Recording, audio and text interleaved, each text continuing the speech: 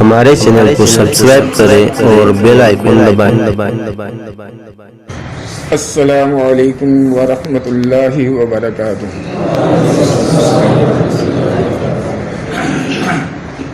الحمد للہ نحمده ونستعینه ونستغفره ونؤمن به ونتوکل علیہ ونعوذ باللہ من شرور انفسنا ومن سیئات اعمالنا من یهده اللہ فلا مضل له ومن یضلله فلا هادی له ونشهد ان لا الہ الا اللہ وحدہ لا شریک له ونشهد ان سیدنا مولانا محمدا عبدہ ورسولہ اما بعد فاعوذ باللہ من الشیطان الرجیم بسم اللہ الرحمن الرحیم ولا تقولوا لمن يقتل في سبيل الله اموات بل احياء ولكن لا تشعرون آمنت بالله صدق الله المولانا العظيم وصدق رسوله النبي الأمين الكريم ونحن على ذلك لمن الشاهدين والحمد لله رب العالمين۔ قتل حسین اسلم مرگ یزید ہے، قتل حسین اسلم مرگ یزید ہے، اسلام زندہ ہوتا ہے ہر کربلا کے بعد، اسلام زندہ ہوتا ہے ہر کربلا کے بعد۔ حسین جیسا شہید اعظم، حسین جیسا شہید اعظم کوئی جہاں میں ہوا نہیں ہے، حسین جیسا شہید اعظم کوئی جہاں میں ہوا نہیں ہے۔ چھری کے نیچے گلا ہے لیکن پھر بھی کسی سے گلا نہیں ہے، چھری کے نیچے گلا ہے لیکن پھر بھی کوئی کسی سے گلا نہیں ہے۔ ہمارے حضور سرور کائنات صلی اللہ تعالی علیہ وسلم ہی کی زندگی کو اگر دیکھیں تو ہمارے آقا کو سب نے نہیں مانا تو ہم اور آپ کیا چیز ہے کہ سب مان لے۔ بہرحال حق کہنا اور حق سننا میری عادت ہے۔ بہرحال اللہ تبارک و تعالی کی نازل کی ہوئی کتاب قرآن عظیم سے میں نے جس آیت کریمہ کی تلاوت کرنے کا شرف حاصل کیا ہے، اس پر روشنی ڈالنے سے پہلے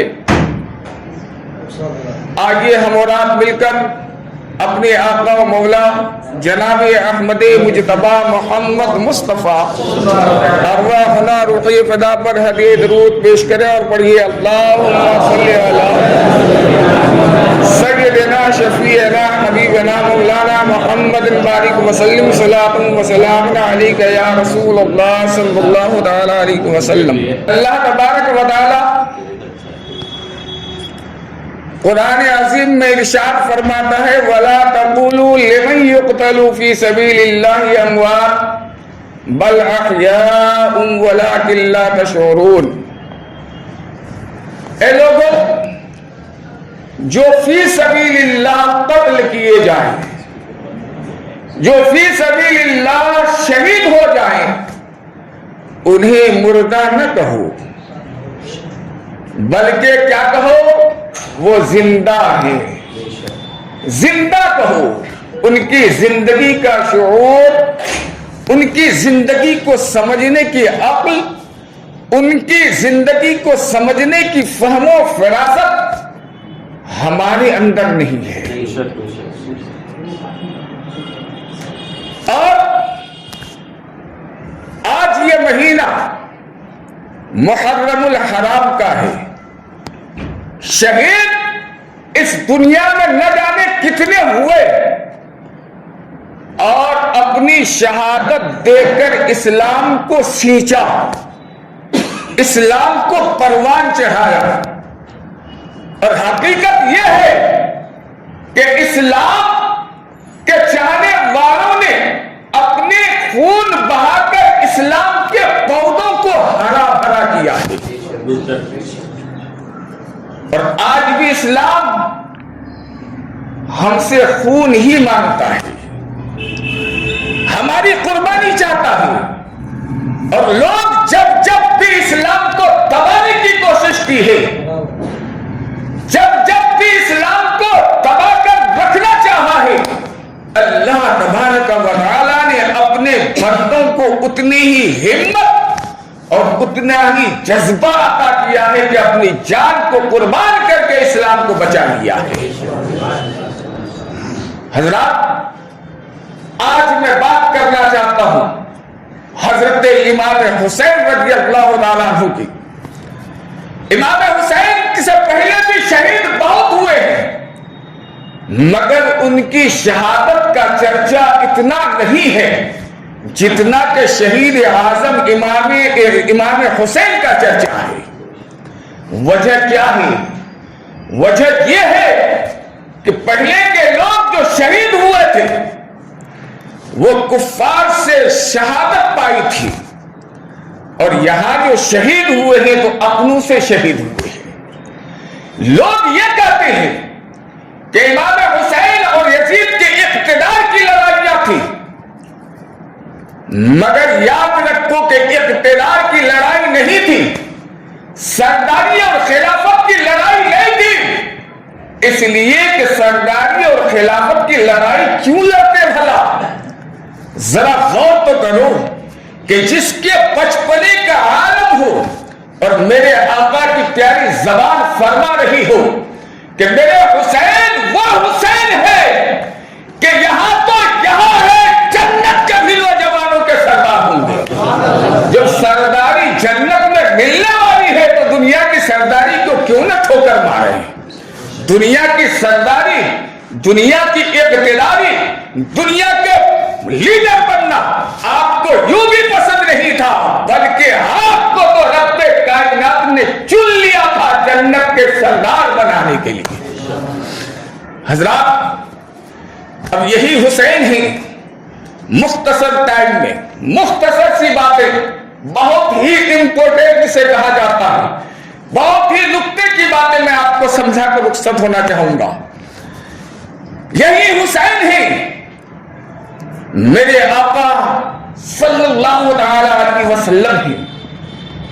آپ کبھی سونگتے ہیں، کبھی گلے سے لگاتے ہیں، کبھی کندھے پر چڑھاتے ہیں، اور بڑی فخر سے دعا کرتے ہیں کہ یہ میرا حسین ہے، اس سے ہی اسلام زندہ رہے گا. یہی حسین ہے جو کربلا کی سرزمین میں سب کچھ لٹا کر، استقامت دین کی خاطر سب کچھ لٹا کر خود بھی لٹ جائیں گے مگر دین کو بچا لیں گے. اے مالک مولا، ایسے وقت میں ہمارے حسین کو صبر والا بنانا. کون دعا کرتے ہیں؟ پیارے آقا دعا فرماتے ہیں.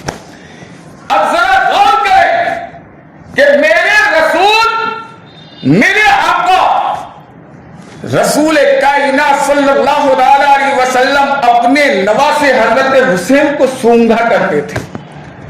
لوگوں نے پوچھا، صحابیوں نے عرض کیا، یا رسول اللہ صلی اللہ علیہ وسلم اسے آپ اس طرح کیوں سونگتے ہیں؟ میرے آقا نے ارشاد فرمایا، یہ پھول ہیں، یہ میرے پھول ہیں، اور میرے ہی نہیں بلکہ پوری دنیا کے پھول ہیں.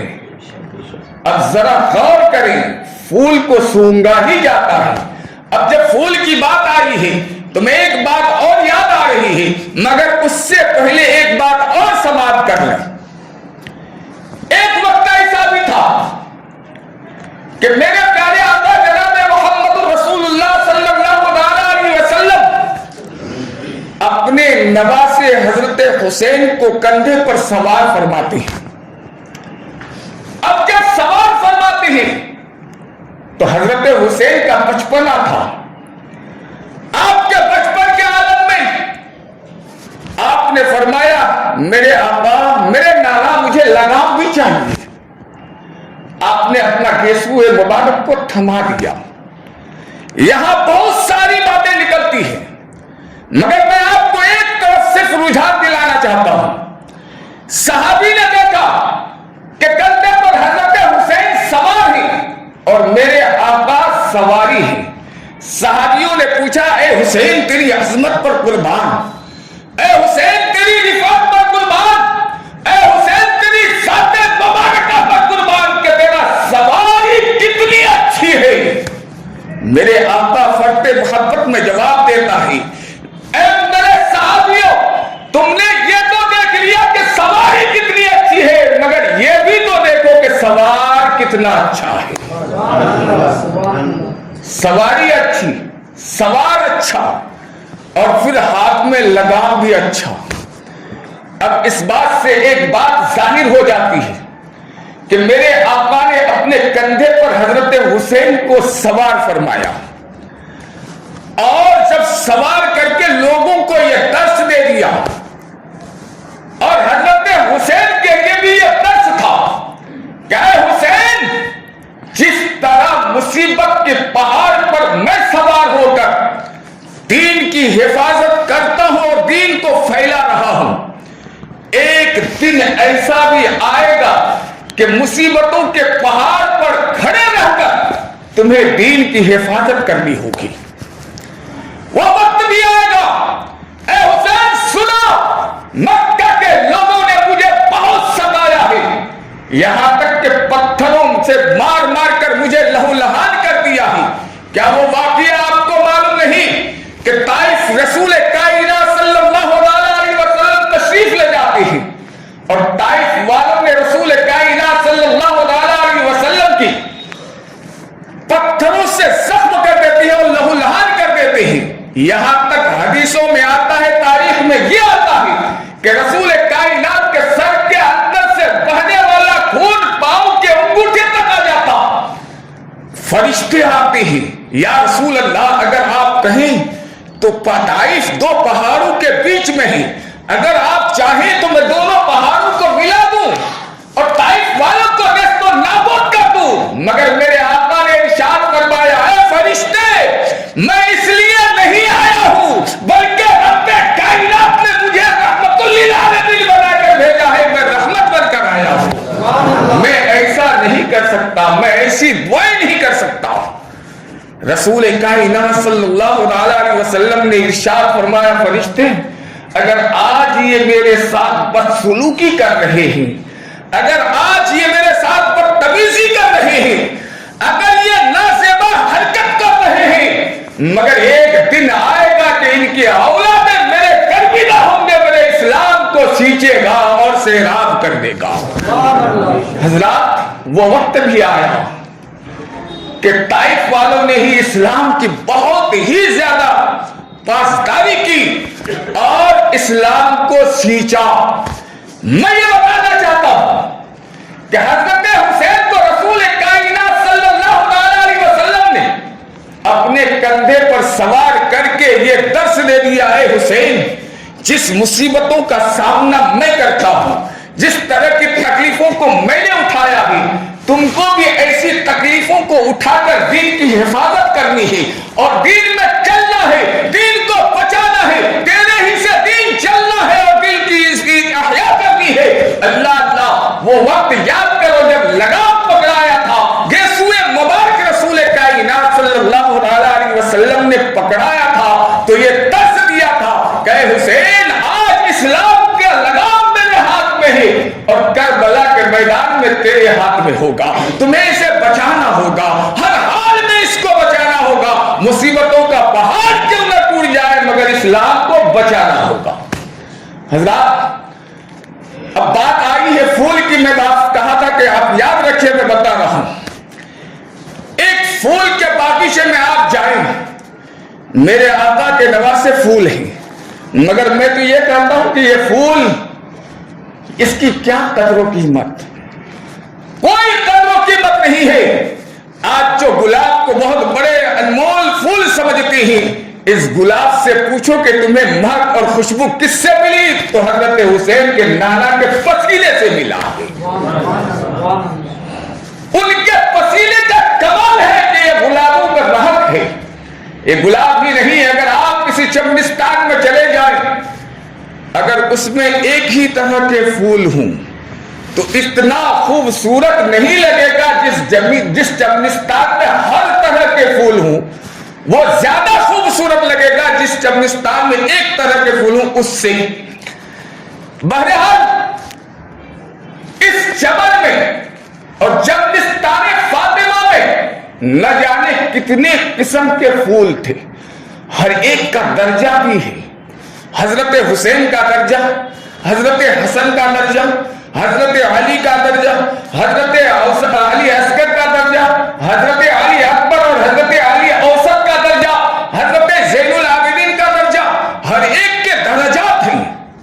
اور یہ چمن میں پھول کھلے ہوئے ہیں۔